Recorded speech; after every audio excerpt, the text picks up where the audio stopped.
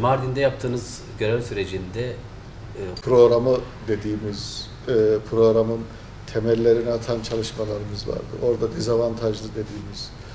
Mardin tabii Türkiye'de müstesna bir vilayet. Geldiğim günde söylemiştim. Burada görev yapmak hem Türkiye'nin en renkli şehirlerinden biri, hem eski şehirlerinden biri, hem de az sayıda başkentlik yapmış şehirlerinden biri.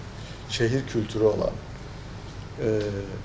Ama bu şehir kültürü içerisinde de müstesna bir yeri olan farklı bir şehir.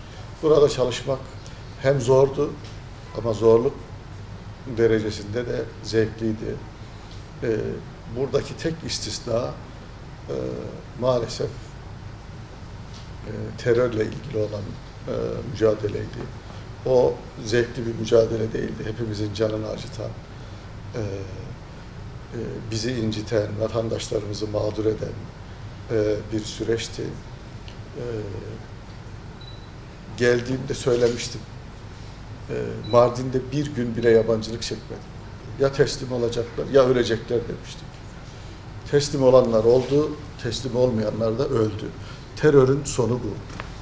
İnşallah bundan sonra da kalıntılarını da temizleyerek hem Mardin'imizi, hem bölgemizi, hem ülkemizi hak ettiği huzura kavuşturacak. Bize misafir olan kardeşlerimiz var, ailelerimiz var.